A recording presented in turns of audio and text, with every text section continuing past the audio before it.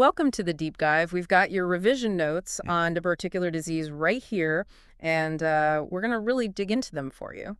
Yeah, think of this as us walking you through it, making sure all the key stuff from your notes actually sticks for your revision. Exactly. So our mission today is to take these notes and make them super clear, super memorable. We'll cover the definition, what causes it, the etiology, the risks, how it actually happens, the pathophysiology. And importantly, what else it might look like, those differentials. Yeah. Plus, who gets it, how it shows up. The clinical features, investigations, how it's managed, the prognosis, and potential problems or complications. Right, let's jump straight in. Definition first. What exactly is diverticular disease? Okay, so picture the colon and the large bowel. Diverticular disease involves these small pouches, they're called diverticula, poking outwards from the colon lining. Like little weak spots bulging out. Precisely. Think of it like that. Mm-hmm. And the most common place for these is the sigmoid colon, that last S-shaped bit. Right. Yeah, about 85% of cases are there. But you can get them in the ascending colon too. Okay, but just having the pouches isn't always the issue, is it? That's a really key point for your revision. If you just have the pouches, no inflammation, no symptoms, that's diverticulosis. Osis. Got it. Then, if those pouches start causing symptoms, pain, bloating, whatever, that's diverticular disease. Okay, disease means symptoms. And then if those diverticula get inflamed or infected, maybe with fever, high heart rate, that kind of thing, that's diverticulitis. Itis inflammation. Simple. Exactly. Mhm. Osis, disease, itis. Easy way to remember the spectrum. Perfect. So what causes these pouches to form in the first place? The etiology. Well, it's thought to be a mix of things, really. Age plays a part. The colon wall changes as we get older. Then there's increased pressure inside the colon itself. And diet. I remember reading about fiber. Absolutely. A low-fiber diet is a major factor. Less fiber means, well, harder stools, basically. So the colon has to squeeze harder to push things along, increasing that internal pressure. And over time, that pressure finds the weak spots. Makes sense. Are there other things that contribute? Yeah, definitely. Things like obesity, smoking, and not getting much exercise, like a sedentary lifestyle, they're all linked as well. They seem to add to the strain or affect colon health. So linking that to risk factors then. Yeah. Who should be most aware of this? The big ones are age being over 50 is a major risk factor, and that low-fiber diet we just talked about. Those are key. What about younger people? You said it's rare under 40, but does it happen? It does, and interestingly, in people under 50 who develop it, obesity seems to be a particularly strong risk factor. And are there specific risks for getting the complicated version, like diverticulitis? Yes, good question. For complicated disease, the risk factors include things like ongoing smoking, regular use of NSAIDs, nonsteroidal anti-inflammatories, or even paracetamol sometimes. Right. Plus, continuing with a low-fiber diet, and again, obesity is right up there. These seem to increase the chance of inflammation or other problems. Okay, so let's get into the mechanism a bit more, the pathophysiology. How do those pouches actually form? It really comes back to that increased pressure inside the colon. Imagine constantly pushing against the walls. Yeah. Over time, in areas where the muscle layer is naturally a bit weaker, often where blood vessels penetrate, the inner lining can bulge outwards through that weak spot. Creating the pouch. Exactly. And the low fiber intake contributes because, as we said, harder stools mean more straining, more pressure needed for bowel movements, which just exacerbates the process. And diverticulitis, the inflammation part, how does that start? So diverticulitis happens when one or more of those little pouches gets inflamed or infected. Often, a tiny bit of stool, what we call a fecalith, or bacteria, gets trapped in the neck of the diverticulum. Like blocking the Pretty much. And that blockage leads to inflammation, sometimes infection, causing the pain, fever, and other symptoms we associate with diverticulitis. It's like a little pocket getting irritated and infected. Okay, so someone comes in with lower abdominal pain, maybe bowel changes, it could be diverticular disease, but what else might be going on? What are the key differentials for revision? Yes, crucial point. There's quite a list. Yeah. Irritable bowel syndrome, IBS, is a big one. Lots of overlapping symptoms like pain and altered bowel habits. Right, IBS. Then you've got inflammatory bowel disease, so Crohn's or ulcerative colitis. Also simple gut infections, gastroenteritis, colon polyps need considering. And the really serious one? Colorectal cancer, absolutely. Because the symptoms can mimic each other, ruling out cancer is always a priority. Anything else on that differential list? Yeah, other things causing acute abdominal pain, maybe appendicitis, although the location's often different. Ischemic colitis, where blood flow to the colon is reduced, can present similarly. And especially in female patients, you have to consider gynecological causes. Things like a ruptured ovarian cyst, ovarian torsion, or even an ectopic pregnancy could cause lower abdominal pain. Wow. Okay. So quite a broad differential to keep in mind. How common actually is diverticular disease, say, here in the UK, epidemiology-wise? It's very common in Western countries, definitely including the UK, and the key trend is it increases dramatically with age. Right. You mentioned over 50s. Yeah, it's estimated maybe around half, 50% of adults over 50 in the UK have diverticulosis, so diverticulosis. Just the pouches. Exactly. Remember, diverticulosis is much more common than diverticulitis. And it's pretty rare to see it in anyone under 40, so that 50% over 50 is a good stat to remember. Okay. Good anchor point. So how does it actually present? What are the clinical features, the signs and symptoms we need to spot? It can be quite varied. A classic symptom is abdominal pain, often, but not always, on the left side. Left lower quadrant, typically. Typically, yes. Patients might also complain of bloating, maybe changes in their bowel habits. Constipation is common, but sometimes diarrhea too. And increased wind, flatulence. What about bleeding? Rectal bleeding can happen. It might be passage of obvious blood, maybe clots. Sometimes people feel an urge to go to the toilet right after passing blood. And if it progresses to diverticulitis, what changes? What are the red flags? With diverticulitis, you often start seeing more systemic signs. So fever, maybe chills, feeling sick, nausea, vomiting, and losing your appetite. And the pain. The pain usually becomes more significant, often worse after eating, though sometimes passing wind or stool can offer temporary relief. And in rare, complicated cases, you might get unusual symptoms if a fistula forms. A fistula, like a connection. Yeah, an abnormal tunnel, say between the colon and the bladder, Yeah. a colovesical fistula causing air or stool in the urine, or to the vagina, colovaginal, leading to recurrent infections or discharge. Those are rare but important complications. Okay, let's try and nail down the presentation for revision. Uncomplicated disease versus diverticulitis versus bleeding. How do they differ? Right, uncomplicated diverticular disease, because Yeah. often it's found by chance, incidentally. If symptomatic, it's usually that nonspecific lower abdominal pain, often left-sided, maybe intermittent, linked to eating or bowel movements. And maybe some bloating. Yeah, possibly bloating, constipation, maybe occasional bleeding. On examination, you might just find mild tenderness or perhaps a bit of fullness in that left lower quadrant. Pretty nonspecific, really. Okay, then diverticulitis. That's usually more acute, more severe. The pain is typically sharper, more constant. Again, usually left lower quadrant. Though remember the caveat about right-sided pain in some Asian patients. Got it. You'll likely see changes in bowel habit, plus those systemic signs, fever, tachycardia, maybe anorexia, nausea, vomiting.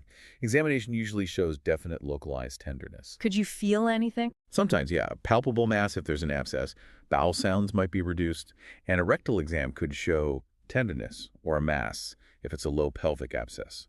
The big worry here is complications. Abscess, perforation, obstruction. And diverticular bleeding, how does that present? That's often quite dramatic. It's a common cause of lower GI bleeds. Usually it's abrupt, painless, and involves passing a fairly large amount of bright red or maybe maroon color blood or clots. Not usually dark, tarry stools. Melena is less common, no. The bleeding often stops on its own spontaneously, and this is important, it can definitely recur. Okay, so someone presents with these symptoms. How do we investigate? What tests are key? We start with blood tests usually, looking at inflammatory markers like CRP and white blood cell count WCC. They'd likely be up if there's inflammation or an abscess. Anything else in the bloods? A full blood count, FDC, might show raised platelets, a sign of inflammation, or maybe anemia if there's been significant bleeding. And checking urea and electrolytes is important, especially if you suspect complications, to assess kidney function and hydration. And maybe rule out other things. Yes, stool analysis can be useful sometimes to rule out infectious causes of diarrhea or colitis. What about imaging? That must be crucial. Absolutely critical, especially for diagnosis and looking for complications. A CP scan, particularly with IV contrast, if the inflammatory markers are raised, is really the investigation of choice. Why CT? It's great for visualizing the diverticula, the colon wall thickness, any surrounding inflammation, and spotting complications like abscesses or perforations. Are there alternatives? MRI can be used if CT is contraindicated. Ultrasound might be helpful in some situations, perhaps as an initial test. And sometimes, if CT isn't feasible, a barium contrast enema might be considered. though it's used less now. What about if you suspect a fistula, like to the bladder? For those, you might need more specialized tests, like a cystoscopy looking inside the bladder or a cystogram, maybe using contrast or dye like methylene blue to try and show the connection. And getting a direct look inside the bowel with scopes? Yeah, endoscopic procedures are really important. Colonoscopy lets you see the whole colon, confirm the diverticula are there, and, crucially, rule out other things like polyps or cancer. Biopsies can be taken too. When would you use that? Often done after an acute episode of diverticulitis has settled to exclude underlying malignancy, or sometimes electively. For acute rectal bleeding, a flexible sigmoidoscopy, just looking at the lower part, might be the first step to find the source. Any other, maybe less common investigations? If bleeding is ongoing and you can't find the source with colonoscopy, you might move to nuclear scintigraphy or angiography.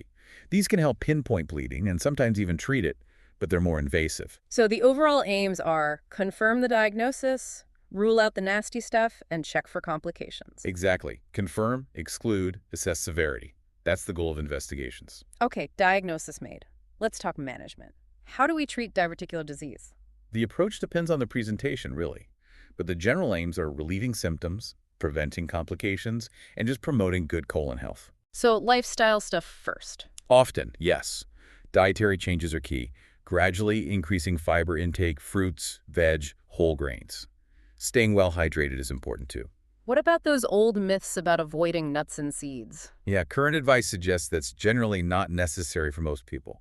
No need to avoid seeds, nuts, popcorn, or fruit skins unless they specifically cause symptoms for that individual. And medications? For pain, simple paracetamol is usually best. Antispasmodics might help with cramping for some, but generally you want to avoid NSAIDs and long-term opioids in uncomplicated disease as they could potentially worsen things or mask problems. When does surgery come into play? Surgery is usually reserved for recurrent, severe episodes of diverticulitis, or if complications develop like a perforation, abscess, fistula, or obstruction, or if symptoms just don't settle with medical management, and regular follow-up is important. And what about emergency management? When do you need urgent intervention?